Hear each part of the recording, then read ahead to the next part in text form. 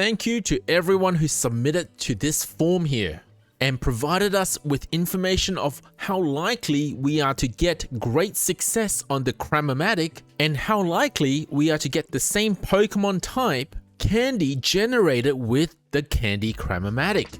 Very special thanks goes to /Burner, who helped me organize and analyze the data that you guys have submitted, because we're talking about within 2 days over 1,000 data points. Of course, each person can submit about 4 data points per day, but that's still a lot and more is yet to come. Please keep submitting the form over the next 7 days because we still need more data. Some of the things we're trying to analyze requires a lot of data, but I can already give you guys a pretty confident great success rate and same type candy rate from the Candy Cram-o-matic.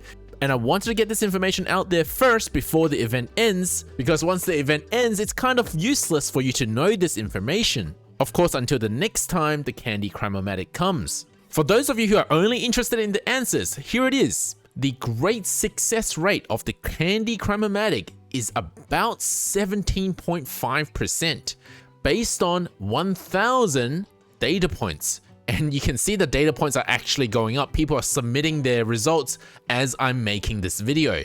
And this form is really amazing. So I really wanted to show you guys what /Burner actually did to make this form, which will come in the later part of this video. But the great success rate, about 17.5%. Some people theorize that maybe with the huge amount of dream shards you would use for the 4th use of the Cram-o-matic, maybe the great success rate would go up. Would there be a difference between the number of uses and the rate of great success? And so far, I gotta say, it looks to be about the same. It doesn't vary that much, with the 4th use having the least data points because it just costs so much to use.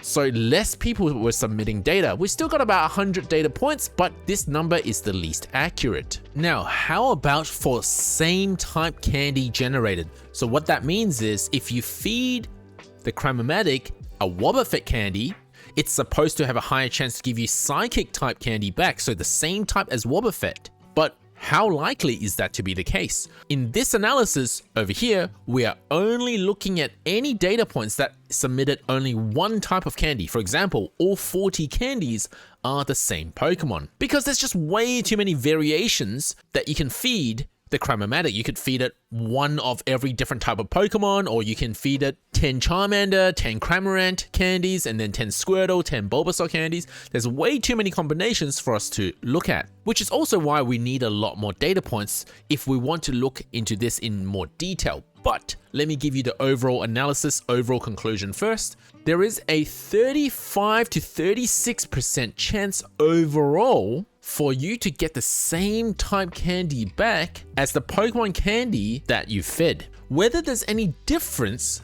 amongst different species of Pokemon, for example, Wobbuffet came out to have about 175 Psychic Candy M being generated out of 454 times it's been fed Wobbuffet candies, each time feeding 40 of each, there was a 38% chance for Psychic Candy generation. For Sudowoodo, it was a bit lower, at 36%. Now, it's very likely that this difference is just because of the sample size, and as we go down in sample size with other candies being listed here, you can see that the numbers jump around very wildly, which is why we're still looking for a lot more data points. So you guys gotta make sure you keep submitting the data for us to look at this in more detail. But the main take home here is a 35% chance for same type candy generation. Now, if you've ever wondered what happens to all that data that you feed into this Google form, this is what it looks like. So I'm just going to show you guys the back end of this analysis for those of you who are interested, and maybe one day we'll make this data public if you're interested to look at it in your own spare time. But when you guys submit these data, we get all the data fed automatically into this giant spreadsheet. And what all these tiny little blocks are, each one of them represents one piece of information that you've put into the form. So for example, if you had actually used one candy of 40 different species, and thankfully no one's actually done that, but if they did, this form would have data points looking like this all the way across to over here, 40 data points. So thankfully, not a single person has done that. Then at the end of the form, you probably remember, it would ask you whether you got a great success or what /burner here is called big hit. If you put in yes, then it will be counted towards this number here, the number of big hits. We separated the big hits into first use, second use, third use, and fourth use, so it would only count specific data points which have the correct number of use related to it, which is how we're actually separating the data points. And then we've got over here mono, that just means that they only use one type of candy, and then we ignored any data that didn't use only a single candy type. Then this matrix over here is pretty cool. This matrix says if somebody submitted data that used only 40 of the same Pokemon candy, which Pokemon was it? So for example, this data point was using 40 Wobbuffet candies, and what candy did it generate?